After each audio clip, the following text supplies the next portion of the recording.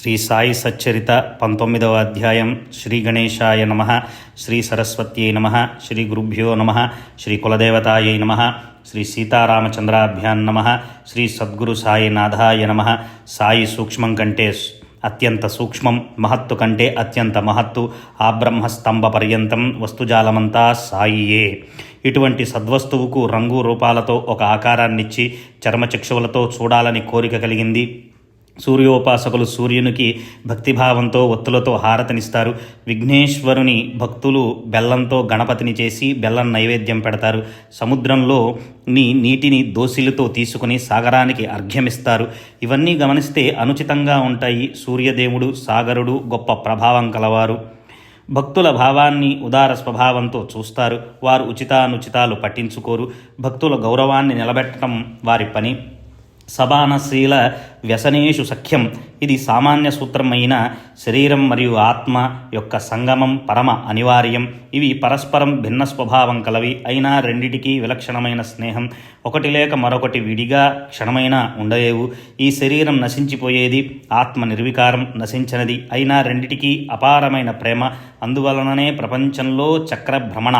ఆత్మ మహాశక్తి కలది. దీనికంటే సూక్ష్మం, అవ్యక్తం. అదే ఆకాశం.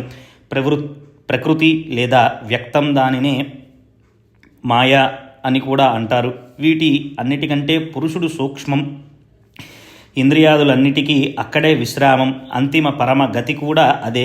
శుద్ధ బ్రహ్మ కూడా అదే. ఇటువంటి ఆత్మ నిర్వికారి అయి ఉండి స్ఫటికంలా స్వచ్ఛమైనదే అయినా ఈ ప్రపంచంలో మాయతో మరియు కర్మలతో బంధింపబడినట్లు భాసిస్తుంది. స్ఫటికంలో ఎరుపు, నలుపు, పసుపు రంగులు ప్రతిబింబించిన స్ఫటికం మాత్రం అన్ని రంగుల కంటే వేరుగా ఉంటుంది, నిర్మలంగా, విశేషంగా ఉంటుంది. ఎండ మావులలోని నీరు, ముత్యపు చిప్పలోని వెండి, చుట్టుకొని ఉన్న త్రాడులోని లేని పాము ఆభాస. త్రాడులో లేని పాము ఆభాస. త్రాటిపైన సర్పాన్ని ఆరోపించటం వాస్తవంగా అప్రమాణం. అట్లే నేను ఈ శరీరాన్ని అని అభిమానం కలిగి ఉండటం, ఏ బంధనం లేని ఆత్మకు మిథ్యాబంధనాన్ని కలిగించటం. దేహేంద్రియాలు, మనస్సు, ప్రాణం వీటి అన్నిటికంటే ఆత్మ విలక్షణమైనది. ఆత్మ స్వయం జ్యోతి, శుద్ధ చైతన్యం, ఆకార వికారాలు లేనిది. శరీరం, బుద్ధి, మనస్సు, ప్రాణం వీనిపై అభిమానం ఉన్నంత వరకు కర్తృత్వ భోక్తృత్వాల భావం, సుఖదుఖాలు అనివార్యం. మర్రి విత్తనం ఎంత సూక్ష్మమైనది. దాని గర్భంలో మర్రి వృక్షం యొక్క శక్తి ఇమిడి ఉంది. ఆ వృక్షంలో అసంఖ్యాకమైన విత్తనాలు, వానిలో కోట్లాది వృక్షాలు ఉంటాయి. ఇలా ప్రతి మర్రి విత్తనంలో ఒక్కో మర్రి వృక్షం ఉంటుంది. ఇది ప్రళయాంతం వరకు గోచరిస్తుంది. విశ్వం కూడా ఇట్లే ప్రత్యక్షంగా కనిపిస్తుంది. దీనిని శ్రద్ధగా అవలోకించండి. నిర్భయత్వాన్ని, శాశ్వతత్వాన్ని, ముక్తతను, స్వాతంత్ర్యాన్ని, పరమాత్మ ప్రాప్తిని పొందటమే జీవితానికి సాఫల్యత. మానవ జన్మ యొక్క ధ్యేయమిదే. జ్ఞానం లేకుండా మోక్షం లేదు. విరక్తి లేకుండా జ్ఞానం కలగదు. ప్రపంచం అశాశ్వతమని మనసుకు అనిపించనంత వరకు విరక్తి కలగదు. ఈ ప్రపంచం అనిత్యమని తెలుసుకునేలోగా విశ్వాభాస దృష్టికి గోచరమవుతుంది. దానివలన బాటసారి ఎటుపోవాలో తెలియక మధ్యలో తడబడతాడు. ఈ విశ్వాభాస ఇలాంటిది. శుద్ధ జ్ఞానస్వరూపమైన పరమాత్మ యందు మాయావిలాసం మిథ్య. ప్రపంచంలో ఉద్భవించే ఒక స్వప్నం లాంటిది. దీనిని కొరకు వ్యర్థమైన ప్రయాస ఎందుకు? స్వప్నం నుండి జాగ్రత్తావస్థకు రాగానే స్వప్నం మాయమైపోతుంది. అందువలన ఆత్మస్వరూపంలో స్థిరపడిన వారు ప్రపంచంలో విషయ సుఖాలను కోరుకోరు. ఆత్మ ఒక్కటే అన్న జ్ఞానం మరియు ఆత్మ యొక్క యథార్థ జ్ఞానం లేకుండా శోకమోహాది బంధనాలను విడిపించుకోవటానికి ఆత్మ జాగృతి తప్ప అన్యోపాయం లేదు. సాధనలన్నిటిలో జ్ఞానమే శ్రేష్టమైనప్పటికీ బాబా అహోరాత్రులు సర్వసాధారణంగా భక్తి మార్గాన్ని అవలంబించాలని ఉపదేశించేవారు. జ్ఞాన మార్గం యొక్క మహిమను తెలుపుతూ ఆ మార్గం రామఫల సమానమని, భక్తి మార్గం స్వల్ప సాధనలతో కూడుకొని మధుర రసంతో ఉన్న సీతాఫలాన్ని సేవించటం లాంటిదని చెప్పేవారు. భక్తి స్వచ్ఛమైన సీతాఫలం వంటిది. జ్ఞానం పరిపక్వమైన రామఫలం వంటిది. ఒకటిని మించి మరొకటి సువాసనలతో మధుర రసంతో ఉంటాయి. రామఫలాన్ని కాయగానే కోసి పండిస్తే దానిలోని గుజ్జు వగరుగా ఉంటుంది. చెట్టు పైన పండే వరకు ఓపికగా ఉన్నవారికే అది మధురంగా ఉంటుంది. రామఫలం చెట్టు పైన పరిపక్వమైతేనే అది మధుర రసంతో ఉంటుంది. నేలపైన పండిస్తే వగరుగా ఉంటుంది. చెట్టుపైన పండించటాన్ని ఎరిగిన వారే దాని రుచిని ఆస్వాదించగలరు. సీతాఫలానికి ఈ ప్రయాస లేదు, గుణం తక్కువైనా విలువ ఎక్కువే. రామాఫలానికి పతన భయం ఉంది. అట్లే జ్ఞానులకు కూడా నిర్భయం అనేది ఉండదు. వారు అష్టసిద్ధులను జయించాలి. ఏమాత్రం అలసత్వం పనికిరాదు. అందువలనే సాయి దయామయులు చాలా వరకు తమ భక్తులకు భక్తి మరియు నామస్మరణ గురించే వివరిస్తూ ఉండేవారు. శ్రీకృష్ణ భగవానుడు జ్ఞానం కంటే ధ్యానం శ్రేష్టమైనదని అర్జునునికి చెప్పాడు. అట్లే సాయిబాబా కూడా భక్తుల భవబంధనాలు విడిపోవటానికి ఇదే సాధన అని చెప్పారు. ఈ విషయాన్ని ఇలా ఉంచి గత అధ్యాయంలో వర్ణిస్తూ అసంపూర్తిగా వదిలిన దానిని నేను ఇప్పుడు చెబుతాను. శ్రోతలారా శ్రద్ధగా వినండి. శక్తి ఉడిగిపోయిన వయోవృద్ధురాలు సాయి వద్ద నుండి మంత్రోపదేశాన్ని కోరి ఉపవాసవ్రత దీక్షను చేపట్టి ఒక కష్టాన్ని సృష్టించింది. ఆమె పరిస్థితి చూచి భీతి చెందిన మాధవరావు బాబా వద్దకు వెళ్ళి మధ్యవర్తిగా మాట్లాడాడు. ఇది పూర్వకథ. సాయి యొక్క సంకల్పాలు ప్రకాశింపచేసే ఈ చరిత్ర అనే జ్యోతిని వెలిగింది. దీని వెలుగు భక్తులకు మార్గదర్శకమై వారికి యోగ్యమైన మార్గం లభించుగాక. బాబా ఆజ్ఞానుసారం మాధవరావు నాకు చెప్పాలని ఆరంభించిన సుందరమైన కథను మరల వినిపిస్తాను. వృద్ధురాలి నిగ్రహాన్ని చూచి బాబా ఆమెను మనసును మార్చి ఆమెను అనుగ్రహించిన అభినవ కథ.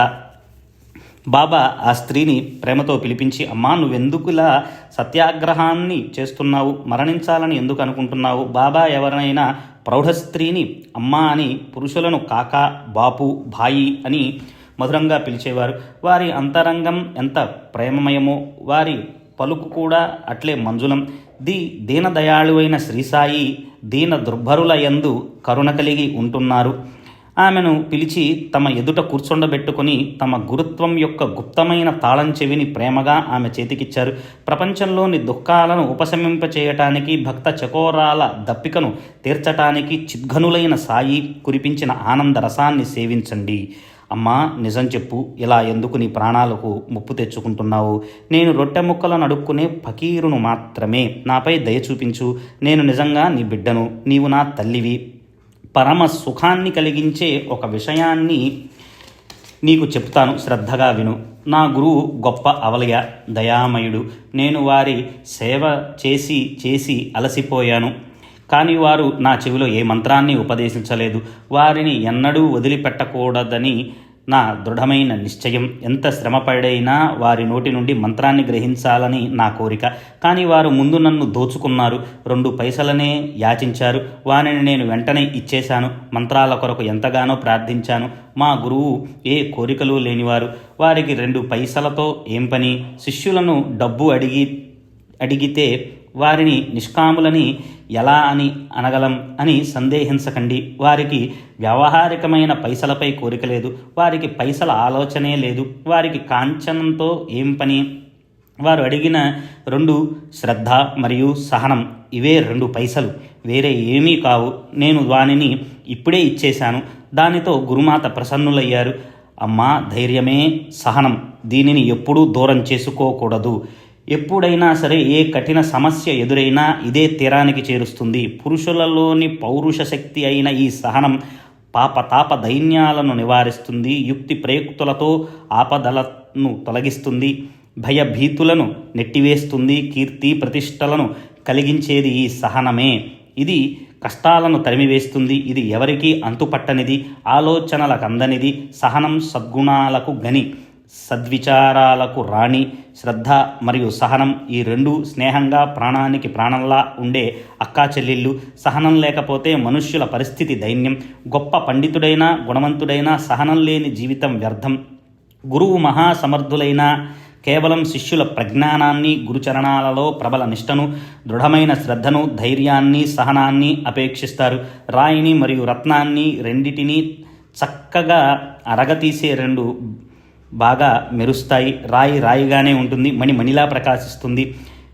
మెరవటానికి రెండిటినీ ఒకేలా అరగతీయాలి. రాయి రత్నం యొక్క తత్వాన్ని గ్రహించగలదా? మణివలే తేజస్సుతో ప్రకాశించగలదా? రాయి తన స్వభావానుసారం నున్నగా కాగలదు. నేను 12 సంవత్సరాలు గురువు పాదాల వద్ద ఉన్నాను. చిన్నవాణ్ణి అయినా నన్ను గురువు పెద్దవాణ్ణిగా చేశారు. అక్కడ అన్న వస్త్రాలకు ఏం లోటు లేదు. వారికి నాపై ఎంతో ప్రేమ. వారు మూర్తీభవించిన భక్తి ప్రేమ. వారికి శిష్యులపైన వాస్తవమైన ప్రేమ. మా గురువు సమానమైన గురువు అరుదు. అంటే మా గురువు గారికి సమానమైనటువంటి వేరొక గురువు లేరు అని అర్థం అన్నమాట. ఆ సుఖాన్ని, వైభవాన్ని వర్ణించ శక్యం కాదు. వారి ప్రేమను ఎలా వర్ణించను? వారిని చూడగానే ధ్యానంతో నా కళ్ళు మూసుకుంటాయి. మేము ఉభయులం ఆనందంలో మునిగిపోయేవారం. నేను ఇతర వస్తువులను చూడటం ఎరుగను. నేను అహర్నిశలు ప్రేమగా గురువు ముఖావలోకనమే చేసేవాణ్ణి. నాకు ఆకలి దప్పులు ఉండేవి కావు. గురువు లేకపోతే మనసు అస్వస్థతగా ఉండేది. వారు తప్ప వేరే ధ్యానం లేదు, వేరే లక్ష్యం లేదు. రోజు వారినొక్కరినే స్మరించేవాణ్ణి. గురువు యొక్క కౌశలం అద్భుతం. ఇదే మా గురువు అపేక్షించినది. ఇంతకంటే వేరే ఏదీ కోరలేదు. వారు నన్నెప్పుడూ ఉపేక్షించలేదు. వారు ఎప్పుడూ నన్ను కష్టాల నుండి రక్షించేవారు. నన్ను ఒకప్పుడు వారి పాదాల వద్ద, మరొకప్పుడు సముద్ర తీరానికి అవతల ఉంచేవారు. అయినా వారి సాన్నిధ్య సుఖం దూరం కాకుండా నన్ను కృపాదృష్టితో చూసేవారు. తాబేలు తన పిల్లలకు దృష్టి ద్వారానే ఆహారం సమకూర్చేలా మా గురువు పద్ధతి కూడా అట్లే కృపాదృష్టితో పోషిస్తారు. అమ్మా, ఈ మసీదులో కూర్చొని చెప్తున్నాను, ప్రమాణపూర్వకంగా నన్ను నమ్ము. గురువు నా చెవిలో ఏమీ ఊదలేదు. నేను నీకు ఎలా ఊదుతాను? తాబేలు యొక్క ప్రేమ దృష్టి ద్వారా పిల్లలకు సుఖం, సంతుష్టి. అమ్మా, ఊరికే ఎందుకు కష్టపడతావు? ఉపదేశం గురించి నేనేమీ ఎరుగను. నదికి ఒక తీరాన తాబేలు ఉంటుంది, దాని పిల్లలు మరో తీరాన ఉంటాయి. వాని పాలన, పోషణ దృష్టులతోనే మంత్రాల గొడవ వ్యర్థం. నీవు వెళ్ళి అన్నం తిను. నీ ప్రాణాలకు ముప్పు తెచ్చుకోకు. ఒక్క నా యందు దృష్టి ఉంచు, పరమార్థం చేతికందుతుంది. నీవు నన్ను అనన్య దృష్టితో చూడు, నేను కూడా నిన్ను అట్లే చూస్తాను. మా గురువు నాకు వేరే ఏమీ నేర్పించలేదు. సాధనల సంపద అవసరం లేదు, షట్శాస్త్రాల జ్ఞానము అవసరం లేదు. కర్త హర్త గురువే అని సంపూర్ణ విశ్వాసం ఒక్కటి తప్పక ఉండాలి. అలా గురువు యొక్క మహిమ అపారం. గురువు హరిహర బ్రహ్మమూర్తి. వారి శక్తిని తెలుసుకున్నవారు ఒక్కరే త్రిజగాలలో ధన్యులు. బాబా ఆ విధంగా ఆ వృద్ధురాలికి బోధించగా ఆమె మనసులో విషయం బాగా నాటుకుంది. బాబా చరణాలపై శిరస్సు నుంచి ఆమె తన దీక్షను వదిలింది. ఆ కథనంతా విని ఆమె యొక్క సమర్పణ బుద్ధి తెలుసుకుని ఆ కథలోని సార్థకతకు నా మనసులో ఆశ్చర్యం, ఆనందం కలిగాయి. బాబా యొక్క ఈ లీలలు గని పరమానందంతో కంఠం గద్గతమైంది. ప్రేమోద్రేకంతో శరీరం రోమాంచితమైంది. బాబా బోధన అంతరంగంలో బాగా నాటుకుంది. నా గద్గత కంఠాన్ని చూచి మాధవరావు, ఏమిటి అన్నాసాహెబ్, ఊరికే మౌనంగా కూర్చుండిపోయారెందుకు? శరీరం పులికితమైంది కదూ. బాబాకు సంబంధించిన ఇటువంటి కథలు అనేకమున్నాయి, నేను ఎన్నని చెప్పను అని మాధవరావు చెప్తుండగా గంట మ్రోగటం వినిపించింది. ప్రతిరోజు మధ్యాహ్న భోజనానికి ముందు భక్తులు మసీదుకు వెళ్ళి కూర్చుంటారు. బాబాకు విధిపూర్వకంగా గంధాక్షతలు, అర్ఘ్యపాద్యాది పూజలు చేస్తారు. అటు తరువాత బాబు సాహెబ్ జోగు భక్తి ప్రేమలతో పంచహారతిని ఇస్తాడు. భక్తులంతా హారతిని పాడుతారు. ఆ హారతి సమయాన్ని తెలుపుతూ గంట గణగణమని మ్రోగసాగింది. నా మనసులో సంశయం పోయింది. మేము మసీదుకు బయలుదేరాం. మధ్యాహ్న సమయంలో ఈ హారతిని పురుషులు, స్త్రీలు కలిసి చేస్తారు. స్త్రీలు మసీదు పైన, పురుషులు క్రింద మండపంలో ఉండేవారు. తాళాలు, తప్పెట్లు, మంగళవాద్యాలు మురుగుతుండగా ఉచ్చస్వరంతో ఉల్లాసంగా, ఆనందంగా అందరూ హారతిని పాడారు. మేము మండప ద్వారం వద్దకు వెళ్ళాం. హారతి ఘనంగా జరుగుతుంది. పురుషులు మెట్ల వద్ద గుమిగూడి ఉన్నారు. పైకి వెళ్ళటానికి స్థలం లేదు. హారతి పూర్తయ్యే వరకు కింద ఉండి తర్వాత భక్తులతో పాటు బాబా వద్దకు వెళ్ళవచ్చు అని నా ఆలోచన. నేనలా అనుకున్నాను. మాధవరావు మెట్లు ఎక్కి నా చేయి పట్టుకుని నన్ను కూడా బాబా వద్దకు లాక్కుని వెళ్ళాడు. బాబా తమ స్థానంలో నిశ్చలంగా కూర్చొని చిలుము పీలుస్తున్నారు. వారి ఎదుట జోగు ఎడమ చేత్తో గంట వాయిస్తూ పంచారతిని ఇస్తున్నాడు. అలా ఆ హారతి సమయంలో మాధవరావు బాబా యొక్కకు కుడివైపున కూర్చొని నన్ను బాగా ఎదురుగా కూర్చుండబెట్టాడు. అలా హారతి సమయంలో బాబా యొక్క కుడివైపున కూర్చొని నన్ను బాబా ఎదురుగా కూర్చోబెట్టాడు. శాంతమూర్తి, సత్పురుషులలో శిరోమణి అయిన బాబా మంజుల స్వరంతో, శ్యామరావు నాకు దక్షిణగా ఏమిచ్చాడు అని అడిగారు. బాబా, ఇదిగో శ్యామరావు ఇక్కడే ఉన్నాడు. దక్షిణ బదులుగా నమస్కారాలు ఇస్తాను. అవే నేను బాబాకు అర్పించే 15 రూపాయలు అని అన్నాడు అని చెప్పాడు. సరే, మీ ఉభయులు ముచ్చటించుకున్నారు, మీరు ఏం మాట్లాడుకున్నారు, ఇదంతా నాకు చెప్పండి. నమస్కారాల కథ అలా ఉండని అని అతనితో మాట్లాడినదంతా ఏమిటో నాకు వినిపించు అని వారనగా జరిగిన వృత్తాంతాన్ని బాబాతో చెప్పాలని నాకెంతో ఉత్సాహంగా ఉంది. కానీ గట్టిగా హారతి చప్పుడు నాలోని పరమానందం నా పెదవుల నుండి ప్రవహించింది. తలగడకు ఆనుకుని కూర్చున్న బాబా నా మాటలు వినటానికి ముందుకు జరిగి నేను కూడా ముందుకు జరిగి చెప్పనారంభించాను. బాబా అక్కడ విన్న వృత్తాంతం మనసుకు మధురంగా అనిపించింది. అందులో ఆ ముదసలి స్త్రీ అత్యంత అద్భుతం. శ్యామరావు ఆ విషయాన్ని చెప్పడంతో నా అజ్ఞానం నాకు తెలిసి వచ్చింది. ఆ కథ నెపంతో మీరు నన్ను అనుగ్రహించారని అర్థమైంది అని చెప్పాను. అప్పుడు బాబా అత్యంత ఉత్సుకతతో ఏమిటా విశేషమైన కథ, ఎలాంటి అనుగ్రహం, అదంతా నాకు చెప్పు అని అడిగారు. అప్పుడు తాజాగా విన్న కథ, పైగా నా మనసులో బాగా నాటుకున్నది, ఉన్నది ఉన్నట్లు మనవి చేశాను. అది విని బాబా ప్రసన్నులైనట్లు కనిపించారు. అలా నేను చెప్పినదంతా బాబా శ్రద్ధగా విని వెంటనే నాతో ఈ విషయాన్ని బాగా గుర్తుంచుకో అని చెప్పారు. మరల ఎంతో ఉత్సాహంగా, నీవు విన్న కథ నిజంగా మధురంగా ఉందా, నీ మనసుకు బాగా పట్టిందా, నిజంగా సార్థకత అనిపించిందా అని అడిగారు. బాబా ఆ కథాశ్రవణంతో నా మనసులోని వేదన తొలగిపోయి శాంతి కలిగింది, నాలోని ఆవేదన తొలగింది, నాకు నిజమైన మార్గం తెలిసింది అని చెప్పాను. అప్పుడు బాబా మా పద్ధతి విశిష్టమైనది, ఈ యొక్క కథను బాగా గుర్తుంచుకుంటే చాలా ప్రయోజనం కలుగుతుంది. ఆత్మను తెలుసుకోవటానికి జ్ఞానం అవసరం, జ్ఞానప్రాప్తికి ధ్యానం చేయాలి, ఆ ధ్యానమే ఆత్మానుష్ఠానం, దాని ద్వారానే మనోవృత్తి శాంతిస్తుంది. కోరికలన్నిటినీ వదిలి సర్వజీవులలో ఉన్న పరమాత్మను ధ్యానించాలి. ధ్యానం సరిగ్గా కుదిరినప్పుడు ఆత్మ ప్రాప్తిస్తుంది. సత్ చిత్ ఆనందం నా యొక్క స్వరూపమని తెలుసుకుని ఆ రూపాన్ని ఎల్లప్పుడూ ధ్యానించు. ఇటువంటి ధ్యానం కుదరకపోతే నా ఈ సగుణ రూపాన్ని నఖశికాంతం అహర్నిశలు మనసులో అనుసంధానం చెయ్యి. నన్ను ఇలా ధ్యానిస్తే మనోవృత్తి నిశ్చలమై ధ్యాత, ధ్యానం, ధ్యేయం అన్న త్రిపుటి తొలగిపోతుంది. ఈ త్రిపుటి పోగానే ధ్యాత చైతన్య గనుడైపోతాడు. ఇదే ధ్యానం యొక్క లక్ష్యం. దీని ద్వారా బ్రహ్మలో లీనమైపోతావు. తాబేలు నదికి ఒక ఒడ్డున ఉంటుంది, దాని పిల్లలు మరొక తీరాన ఉంటాయి. వానికి పాలు కానీ వెచ్చదనం కానీ ఉండవు. కేవలం తల్లి యొక్క దృష్టి ద్వారానే పిల్లలు పుష్టిగా పెరుగుతాయి. పిల్లలు ఎప్పుడూ తల్లినే ధ్యానిస్తూ ఉంటాయి, అంతే. వానికి ఇంకేమీ చేయాల్సిన అవసరం లేదు. పాలు కానీ వేరే ఆహారం కానీ అవసరం లేదు. తల్లి చూపులే వానికి పోషణ. ఈ కూర్మ దృష్టి ప్రత్యక్ష అమృత వృష్టి, పిల్లలకు స్వానంద పుష్టి. అట్లే గురు శిష్యులలో ఐక్యత సృష్టి. సాయి నోటి నుండి వచ్చిన ఈ వచనాలు ముగిసిన సరికి హారతి చప్పుడు ఆగి శ్రీ సచ్చిదానంద సద్గురు కీ జై జై అంటూ అందరూ కేకలు వేశారు. నీరాజనోపచారాలు విస్తారమైన హారతి ముగిశాయి. జోగు పటిక బెల్లాన్ని అర్పించగా బాబా తమ చేతులను చాపారు. ఆ చేతుల నిండా జోగు నిత్య క్రమానుసారం పటిక బెల్లాన్ని దోశల నిండా ప్రేమపూర్వకంగా పెట్టి నమస్కరించారు. ఆ మొత్తం పటిక బెల్లాన్ని బాబా నా చేతులలో గుమ్మరించి, నేను చెప్పిన విషయాలన్నిటినీ మనసుకు బాగా పట్టించుకుంటే నీ స్థితి ఈ పటిక బెల్లం వలె అవుతుంది. నీ మనస్సులోని కోరికలు, సంశయాలు తీరుతాయి అని చెప్పారు. నేను బాబాకు అభివందనం చేసి, బాబా నాకు మీ ఆశీర్వచనమే చాలు, నన్ను రక్షించండి అని వారి కరుణను ప్రార్థించాను. అప్పుడు బాబా కథను శ్రవణం, మననం మరియు నిధిధ్యాసనం చేస్తే స్మరణ మరియు ధ్యానం కుదిరి ఆనందఘనుడైన పరమాత్మ ప్రకటమవుతాడు. చెవులతో విన్న కథనంతా నీ మనసుకు పట్టించుకుంటే శుభప్రదమైన గని తెరచుకుంటుంది. నీ పాపాలు ప్రక్షాళనమవుతాయి.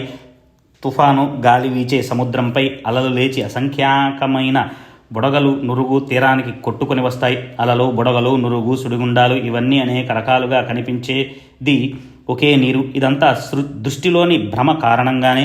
గాలి శాంతించగానే అన్నీ ఒక్కటే. ఎందుకు ఈ విధంగా జరిగింది అనో, లేదా ఎందుకు నాశనమైంది అని అందామా, జరిగిందంతా మాయా లీల అని అర్థం చేసుకోవాలి, అంతే. సృష్టిలో జరిగేవన్నీ ఇట్లే అని గ్రహించి వివేకులు నశ్వరమైన వాణిని కోరరు. వారు శాశ్వతమైన ఆత్మను సాధిస్తారు. జ్ఞానం కంటే ధ్యానం శ్రేష్టమైంది. ధ్యానానికి యథార్థమైన జ్ఞానం ఉండాలి. బ్రహ్మతత్వం గురించి పూర్తిగా జ్ఞానం లేకపోతే ధ్యానం సరిగ్గా కుదరదు. సమ్యక్ విజ్ఞానికి ధ్యానం మూలం. దీనికి ప్రత్యేగాత్మానుష్ఠానం అని పేరు. అయితే క్రియారహితమైన దానిని ఎలా ధ్యానించాలి? ప్రత్యేగాత్మయే ఈశ్వరుడు మరియు ఈశ్వరుడే గురువు. ముగ్గురిలో అణుమాత్రమైన భేదం లేదు. వారిని వేరువేరుగా చూచిన వారు నష్టపోతారు. నిధిధ్యాస పరిపక్వమైతే, ధ్యాత ధ్యానం ఒకటైపోతే నివాత దీపకలికవలే చిత్తం శాంతిస్తుంది. అదే సమాధి. ఏ కోరికలు లేక సర్వజీవులలోనూ ఒక్క పరమాత్మయే అని మరియు ఒక్క ఆత్మ తప్ప రెండవ వస్తువేది లేదని అద్వితీయ జ్ఞానంతో నిర్భయం కలిగితే అప్పుడు ఆత్మ ధ్యానం కుదురుతుంది. అజ్ఞానం వలన చేసే కర్మ బంధనాలతో సంబంధం తొలగిపోతుంది. విధి నిషేధాల నిర్బంధాలు వదిలిపోతాయి. అప్పుడు మోక్షం కలిగే మోక్షంతో కలిగే ఆనందాన్ని అనుభవిస్తారు. ఆత్మ అసలు ఉందా లేదా, ఉంటే అంతటా ఒక్కటే ఉందా, లేక వేరువేరు చోట్ల వేరువేరుగా ఉందా, ఆత్మకర్తయా లేక కర్మలు చేసేదా, ఏ కర్మలు చేయనిదా అని ముందుగా షట్శాస్త్రాలు వెదకి తెలుసుకోవాలి. ఆత్మ ఒక్కటే అన్న ప్రత్యక్ష అనుభవ జ్ఞానమే జ్ఞానానికి పరాకాష్ఠ. అక్కడే మోక్షం మరియు పరమానంద ప్రాప్తి. అంధునికి ఏనుగు గూర్చి వర్ణించడానికి బృహస్పతి వంటి వక్తను తీసుకుని వస్తే మాత్రం అతని వాక్చాతుర్యం ఏనుగు రూపాన్ని చూపించగలదా? అట్లే వాక్కుకు అతీతమైన దానిని వర్ణించ వీలు కాదు. వక్త యొక్క నోరు అంధుని చెవులు అతని చూపును ఇవ్వగలవా?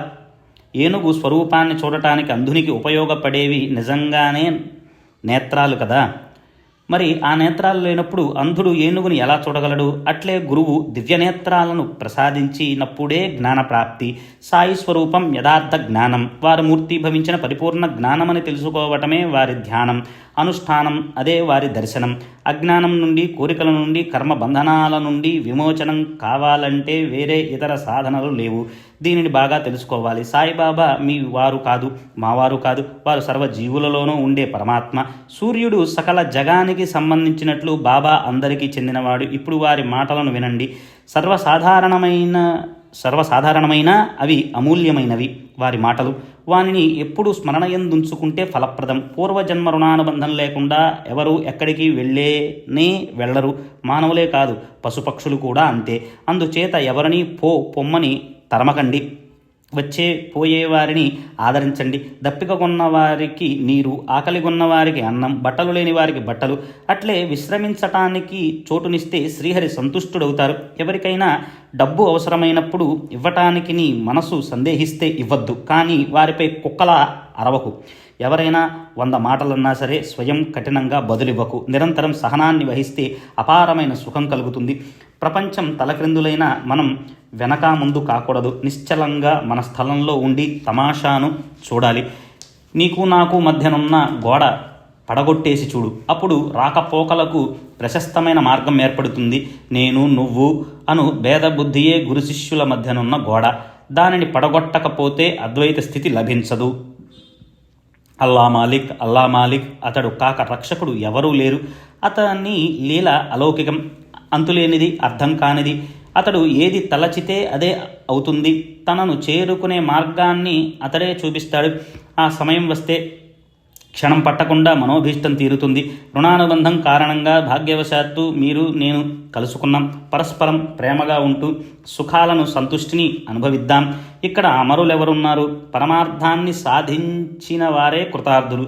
శ్వాసోచ్ఛ్వాసలతో నడుస్తున్నంత వరకు జీవులుగా మాత్రమే ఉంటారు. బాబా యొక్క ఈ కృపావచనాలు చెవులలో పడగానే దప్పిక కొన్నవారికి నీరు లభించినట్లుగా ఆతురతతో ఉన్న నా మనసుకు ఆనందం కలిగింది. ఎనలేని ప్రజ్ఞ, దృఢమైన శ్రద్ధ ఉన్న సాయి వంటి గురువు యొక్క శక్తి లభించటానికి బలమైన దైవశక్తి అవసరం. ఇందులోని సారం చూడగా భగవంతుడు గీతలో నిర్ధారణగా చెప్పినట్లు ఏ యథామాం అంటే సర్వభారాలు కర్మలపైనే. యథా కర్మ యథా శ్రుత. కర్మను ఎలా అభ్యాసం చేస్తే అలాగే హితం కలుగుతుంది. ఇదే ఈ అధ్యాయంలోని ఉద్దేశం. ఇదే ఇందులోని బోధామృతం. అనన్యాశ్చింతయంతోమాం. ఇదే భగవద్గీతలోని మర్మం. అనన్యభావంతో ఆరాధించేవారి యోగక్షేమాలను గోవిందుడు చూస్తాడు. ఈ మధుర ఉపదేశాలను విని దేవాన్ భావయ తానేనా అన్న స్మృతివచనం స్మరణకు వచ్చింది. భగవంతుని భక్తిగా ఆరాధిస్తే అతడు మిమ్మల్ని ప్రేమిస్తాడు. నీవు బాగా ప్రయత్నం చేయి. పాలను అంటే ఫలితాన్ని గూర్చిన చింతను వదిలిపెట్టు. పాలగిన్నె పట్టుకొని నేను మీ వెనుకకే నిలబడి ఉన్నాను అని చెప్పితే ప్రయత్నం నేను చేస్తాను, పాలగిన్నెను మీరే ఖాళీ చేయించాలి అని అంటారేమో. అటువంటిది నాకు తెలీదు.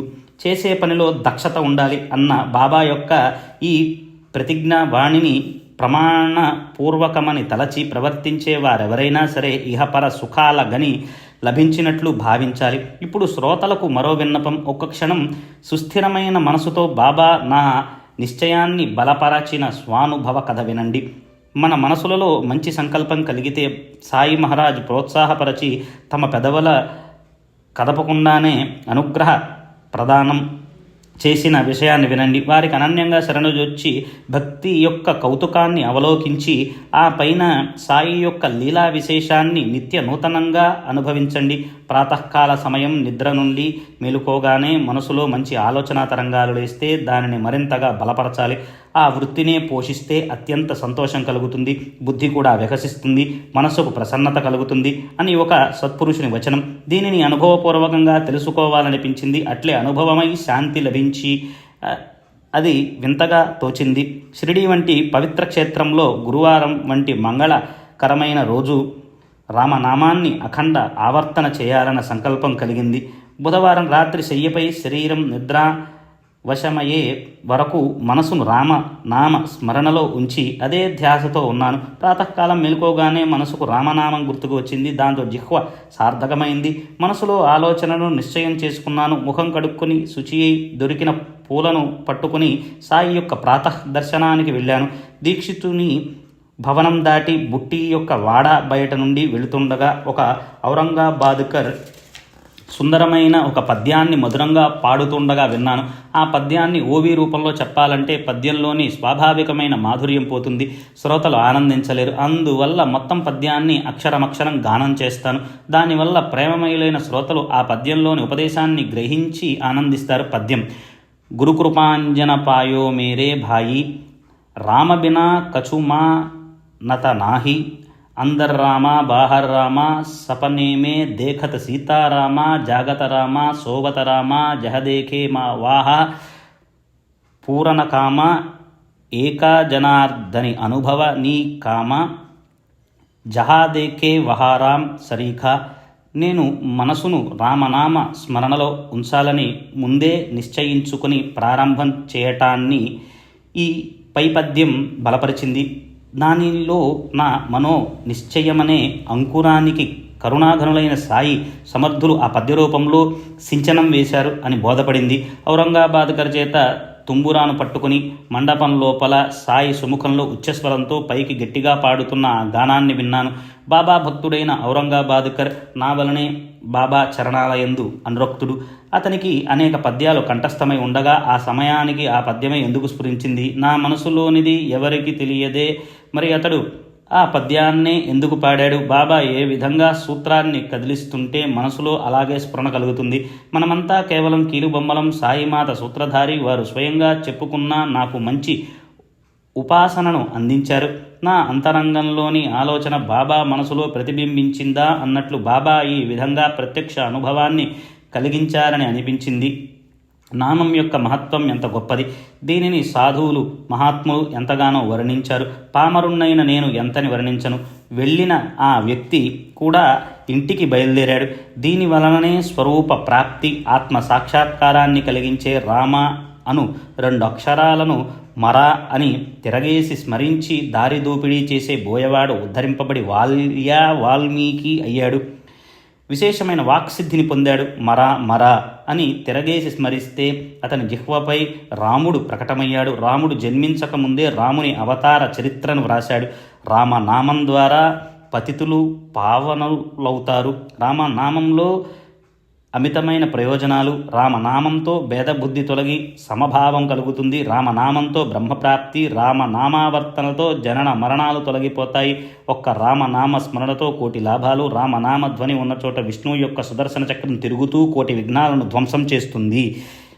ఈ రామనామం దీనులను సంరక్షిస్తుంది. ఉపదేశించడానికి సాయిబాబాకు ఒక ప్రత్యేక కాలం కానీ, ఒక స్థలం కానీ, ఒక సమయం కానీ అవసరం లేదు. వారు కూర్చుని ఉన్నా, నుంచుని ఉన్నా, నడుస్తున్నా ఉపదేశాలను అతి సహజంగా ఇచ్చేవారు. ఈ విషయంలో ఒక మధురమైన కథను శ్రోతలు శ్రద్ధగా శ్రవణం చేస్తే సాయి యొక్క దయ మరియు వారి సర్వవ్యాపకత్వం అర్థమవుతుంది. ఒకసారి ఒక భక్త శ్రేష్ఠుడు మరొకరిని గూర్చి ముచ్చటిస్తూ స్వయం చెడు ఆలోచనలకు లోనై నిందారోపణలో పడిపోయాడు. అతని గురించి గుణాలు ఒకవైపు ఉండి పోయాయి. అతని మంచి గుణాలు అన్నీ కూడా ఒకవైపు ఉండిపోయినాయి. నోటి నుండి నింద బాగా ప్రవహించసాగింది. అంటే పాజిటివ్నంతా తీసేసి ఓన్లీ నెగిటివ్ గురించి డిస్కస్ చేస్తున్నాడు. అసలు విషయం అడుగున పడి నింద పైకి వచ్చింది. ఏ కారణం చేతనైనా, ఎవరి ఆచరణైనా సరిగ్గా లేకపోయినా వారి గురించి వారి ఎదుట తెలియచేసి వారిపై దయతలచాలి. ఎవరినైనా సరే ఎప్పుడూ నిందించకూడదు అని ప్రతి ఒక్కరికి బాగా తెలుసు. అయినా ఎంత నిగ్రహించుకున్నా ఆ స్వభావం పొట్టలో అణిగి ఉండదు. కడుపులో నుండి కంఠంలోకి, కంఠం నుండి జిహ్వపైకి, అక్కడి నుండి మెల్లమెల్లగా పెదవులపైకి సుఖంగా సంతోషంగా ప్రవహిస్తుంది. నింద చేసేవారి కంటే ఎక్కువ ఉపకారం చేసేవారు త్రిభువనాలలో ఉండరు. నిందారోపణ చేసి వారికి శ్రేయస్సును కలిగించటమే. మురికిని కొందరు కుంకుడు కాయలతోనూ, కొందరు సబ్బు సీకాయాది వస్తువులతో కడుగుతారు, మరికొందరు నిర్మలమైన నీటితో కడుగుతారు. కానీ నింద చేసేవాడు ఇతరుల మురికిని తన నాలుకతో శుభ్రం చేస్తాడు. ఇతరులకు ఉపకారం చేయడానికి తాము మానసిక అధోగతిని సహిస్తారు. వారి మహోపకారం వర్ణించశక్యం కాదు. పరనింద చేసేవారు అత్యంత వందనీయులు. నిందా నెపంతో దోషాలను తెలియపరుస్తూ, అడుగడుగునా సావధానపరుస్తూ, అనేక రకాల అనర్థాలను తొలగిస్తూ సహకరిస్తారు. అట్టివారి ఉపకారాన్ని నేనెంత వర్ణించను. అట్టివారి గొప్పతనాన్ని సాధు సత్పురుషులు ఎందరో అనేక రకరకాలుగా వర్ణించారు. అలాంటి నింద చేసే వారికి నేను సాష్టాంగ ప్రణామాలు చేస్తాను. శ్రోతలకు బాగా విసుగు కలిగింది కదూ. నిందారోపణ చేసిన వాడు మల విసర్జనానికి బయలు ప్రదేశానికి వెళ్ళాడు. బాబా దర్శనానికి భక్తులు మసీదుకు వెళ్ళారు. బాబా పూర్ణ అంతర్జ్ఞాని. ఆయా సమయాలకు సరిగ్గా భక్తులకు శిక్షణను ఇచ్చేవారు. వారు తరువాత ఏం చేశారో వినండి. భక్తులతో సహా లేండికి వెళుతూ బాబా ఆ నింద చేసిన వానిని గూర్చి అడిగారు. అతడు కాలువ వద్దకు బయలు ప్రదేశానికి వెళ్ళినట్లు భక్తులు చెప్పారు. తమ కార్యక్రమాన్ని ముగించుకుని బాబా లేండి నుండి బయలుదేరారు. కాలువకు వెళ్ళిన భక్తుడు కూడా ఇంటికి బయలుదేరాడు. ఆ ఉభయులు పరస్పరం కలుసుకున్నారు. అప్పుడు జరిగిన వృత్తాంతాన్ని నేను చేతులు జోడించి శ్రోతలకు మనవి చేస్తాను, శ్రద్ధగా వినండి. అక్కడ ఒక కంచె పక్కన ఒక ఊర పంది మలాన్ని మృష్టాన్నంలా చప్పరిస్తూ తినేస్తోంది. బాబా తమ చేతితో దానిని అతనికి చూపించారు. చూశావా, జనుల మలం దాని జిహ్వకు ఎంత మధురంగా ఉందో. తన ఆప్త జనుల మీద కోపాన్ని ప్రదర్శించే తన కోరికను యథేచ్ఛగా తీర్చుకుంటోంది. ఎంతో పుణ్య సంచయం వలన ప్రాప్తించిన ఈ మానవ జన్మను ఇలా వ్యర్థం చేసుకునే ఆత్మ ఘాతుకానికి షిరిడి ఏం సుఖం ఇవ్వగలదు అని అంటూ బాబా వెళ్ళిపోయారు. నింద చేసిన ఆ భక్తుడు మనసులో చాలా బాధపడ్డాడు. ఉదయం తను చేసిన నిందారోపణ గుర్తుకు వచ్చింది. అతని హృదయంలో బాబా మాటలు బాగా గుచ్చుకున్నాయి. ఆయా సందర్భాలను అనుసరించి బాబా అలా భక్తులకు బోధించేవారు. ఆ బోధనలోని సారాన్ని అంతరంగంలో భద్రపరుచుకుంటే పరమార్థం ఎంతో దూరంలో ఉండదు. నా హరికృప ఉంటే నాకు మంచం పైన అన్నీ సమకూర్చుతాడు అన్న మాట నిజమే, కానీ ఆ మాట అన్న ఆచ్ఛాదనల వరకే. పరమార్థంలో కూడా అలా జరుగుతుందని భావిస్తే పరమార్థాన్ని కోల్పోవలసిందే. ఎవరు ఎలా చేస్తే అలా అనుభవిస్తారు అన్న బాబా మాటలు అమూల్యం. వారి యొక్క ఇతర వచనాలను వింటే ఆత్మానందం కలుగుతుంది. శ్రద్ధాభక్తులుంటే అవి హృదయంలోకి చొచ్చుకొని పోతాయి. నేను జలంలో, భూప్రదేశంలో, మ్రానులలో, జనులలో, వనాలలో, దేశ విదేశాలలో, ఆకాశంలో, ప్రకాశంలో వ్యాపించి సంచరిస్తూ ఉంటాను. నేను ఒకే ప్రదేశంలో ఉండేవాణ్ణి కాను. 3.5 మూరల పరిమితమై ఉన్నానని, ఇదే నా వ్యాప్తి అని అనుకునేవారి భ్రాంతిని తొలగించడానికి నేను శరీరాన్ని ధరించాను. అహర్నిశలు అనన్యంగా నన్ను నిష్కామంగా ఆరాధించే వారికి ద్వైతభావం లేని నాతో ప్రత్యక్ష ఏకాత్మత ప్రాప్తిస్తుంది. మాధుర్యం లేకుండా బెల్లం, తరంగాలు లేకుండా సాగరం, తేజస్సు లేకుండా కళ్ళు ఉండవు కదా. అట్లే నేను లేకుండా ఏ అమాయక భక్తుడు ఉండడు. జనన మరణాలు ఆవర్తన తప్పించుకోవాలి అని నిశ్చయించుకున్నవారు ప్రయత్నపూర్వకంగా ధర్మానుసారంగా ప్రవర్తించాలి. నిశ్చల మనసుతో ఉండాలి. కఠినమైన మాటలు త్యజించాలి. ఎవరి మనసును మాటలతో నొప్పించరాదు. ఎల్లప్పుడూ పరిశుద్ధ కర్మలయందే నిరతులై ఉండాలి. మనసును స్వధర్మంతో ఉంచాలి. మీ మనోబుద్ధులను నాకు సమర్పించి నన్ను ఎల్లప్పుడూ స్మరించండి. ఇలా చేస్తే శరీరానికి ఎప్పుడు ఏం జరిగినా ముమ్మాటికి ఏ భయం ఉండదు. అనన్యంగా నా యందు దృష్టి ఉంచి నా కథలను వర్ణించేవారు, వినేవారు ధన్యులు. నా స్మరణ తప్ప అన్ని ఆలోచనలేవి లేకుండా ఉంటే చిత్తం పరమాత్మలో లీనమైపోతుంది. నా శరణు పొందు, నా నామాన్ని స్మరించు అని అందరికీ బాబా చెప్పేవారు. దానితో పాటు నేను ఎవరు అని తెలుసుకోవటానికి శ్రవణ మననాలను ఆజ్ఞాపించారు.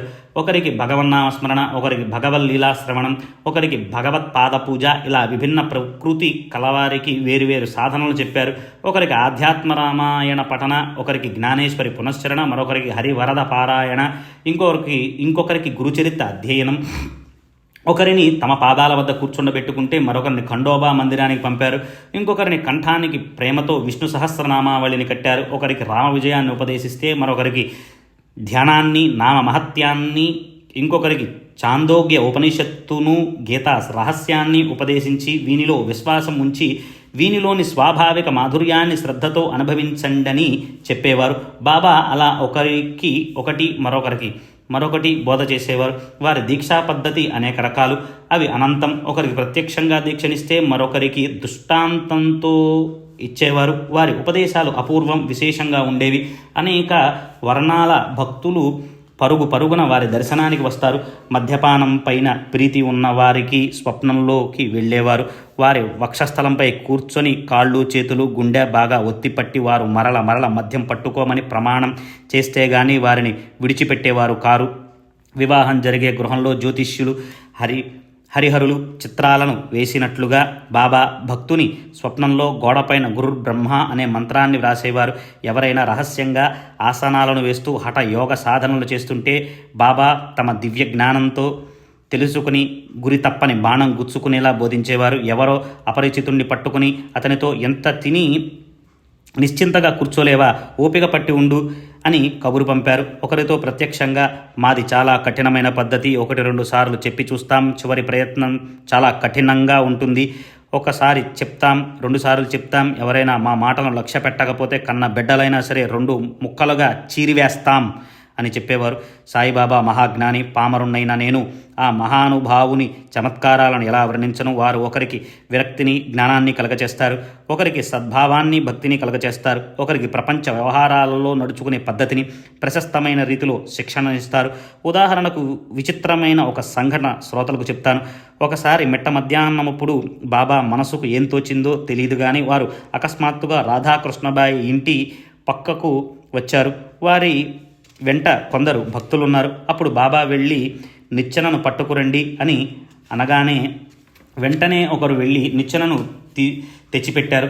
దానిని బాబా ఇంటిపైకి వేయించారు. స్వయం కప్పుపైకి ఎక్కారు. మనసులో వారి ఉద్దేశం ఏమిటో ఎవరికీ తెలియదు. వామన్ గోవింద్ కర్ని ఇంటి కప్పుకు నిచ్చెనను వేయించారు. వారు స్వయంగా చరాచర ఇంటిపై కప్పుకి ఎక్కారు.